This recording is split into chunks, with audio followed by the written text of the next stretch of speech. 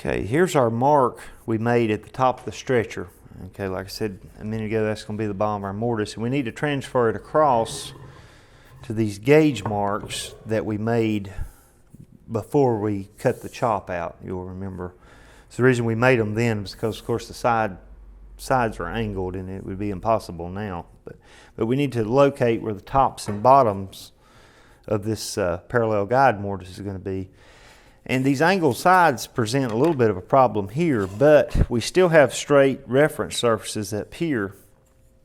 So generally what I do is just use a regular framing square and put your line up off the top up here and line up with that line, make you a mark across. Okay, that's where the very bottom of the parallel guide parallel guide needs to be. Okay, this goes through this mortise, and it has a little tenon here that I've already sawn out. And this tenon is, if I turn it up on edge, you can see it better. It's just a shade longer than the parallel guide, than the chop is thick. And this will be glued and wedged into this mortise eventually. And then you can plane the end off flush with the face of the vise. But anyway, and one other little tidbit, the two little tablets that come off of this, when I saw that tenon out, you might want to save these. These make excellent wedges for the when we get ready to wedge this. You can sharpen up one end and drive them right in. They're the right width and work really well. So, but anyway, at this point, okay, we've got our line we brought across. You want to put the bottom of the parallel guide right on this line with the tenon crossing your gauge marks. And I just use a pencil and make a scribe mark at the top and bottom of this tenon. And this will be the waste that needs to be removed to make the mortise. And be sure and not go past and make the mortise down to that line, then it's going to be too large. And one other little tidbit I forgot, this dimension here, these two little shoulders, somewhere around 1/4 of an inch, maybe a little less is good. Generally I just make marks and saw it. Just, if you'll notice, one of these is just a shade wider than the other, and that's a good reason to also to mark which way you want up. Because when we lay out the other side of this mortise, we want the same side up. So now we'll just flip it over.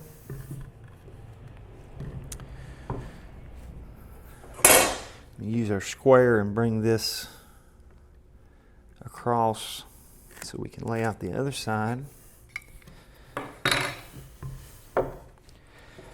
And here again, be sure your square, I like to use it off the same side of the vise.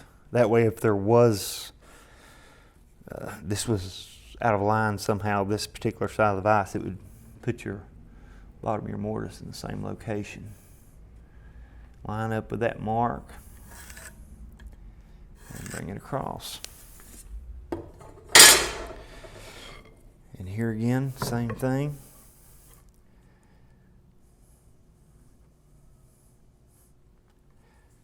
Line up with that line. Don't let it move. Okay, now we're ready to chop that out.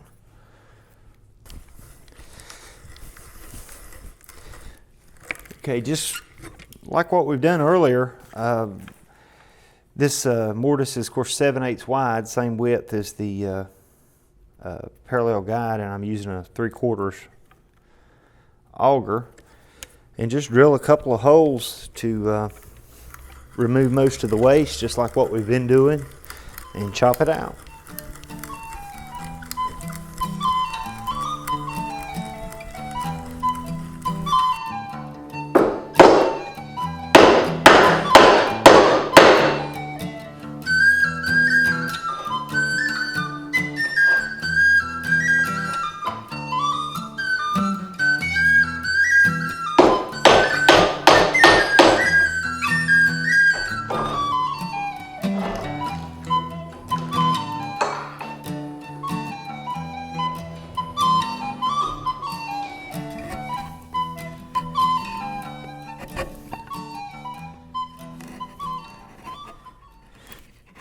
Okay, we've got our mortise chopped and we are ready to try the parallel guide.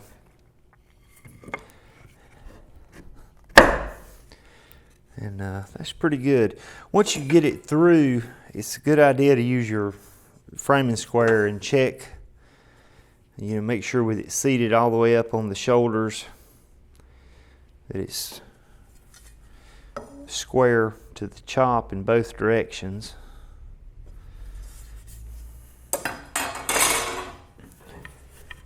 And you should be flush or protruding just a little bit on this side. And we're good there. So now we're ready to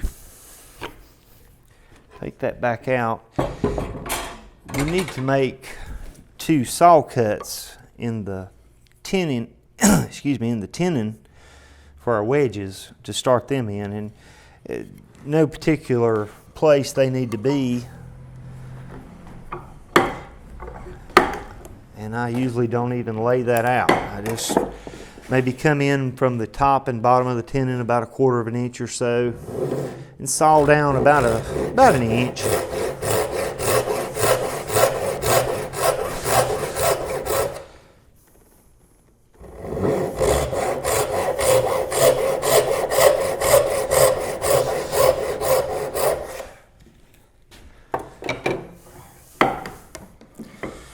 And we end up with a tenon looks like that. And we've got our 2 saw cuts coming down. That's to drive the wedges in. It'll actually push the top and bottom edges out tight against the mortise. So now we're ready to glue it up. Okay, we're ready to glue up. And one last little detail is to make the wedges. And these are just the little tablets that come off the tenon on the parallel guide that I saved, and not much at all to it. I just shave one side down to where it's pretty thin. You want to be sure it'll start in the saw curve. So, and you can do these from both sides in the sharpening process, or do it from one side. It's not terribly important. And just put it up against your bench hook and shave it down till it's pretty thin on the end. Like I said, you want to be sure it'll start in there. So now, to assemble this, this is how I start, is to clamp the parallel guide up in the vise. And be sure your top, I've got it drawn right here on the top of the parallel guide. You can't see that, but be sure it's towards you, or whichever direction is going to be the top. And go ahead and spread a little glue on it.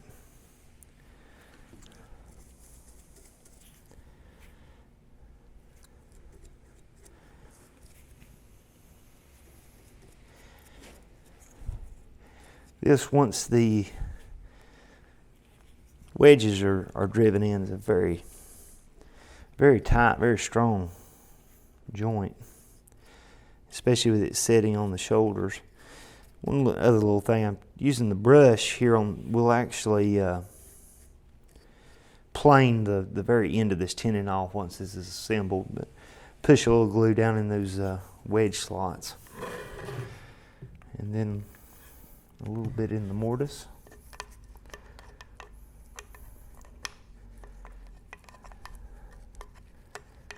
If you're like me, you'll make as big a mess as possible.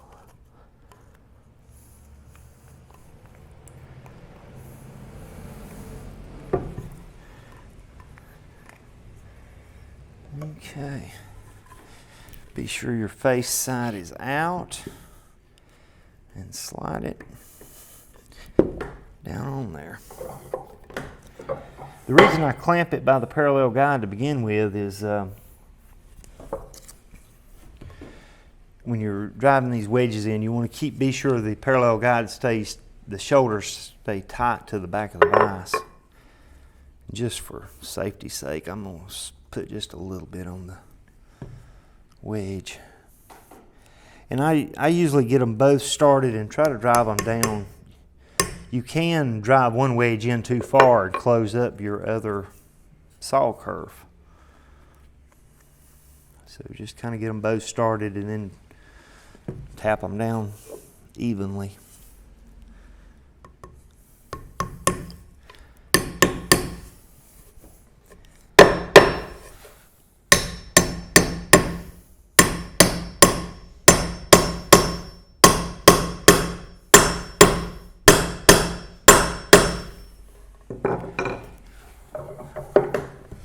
And at this point, you can still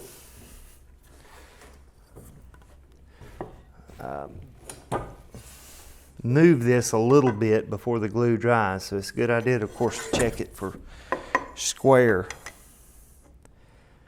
Okay, we're good side to side. I need to...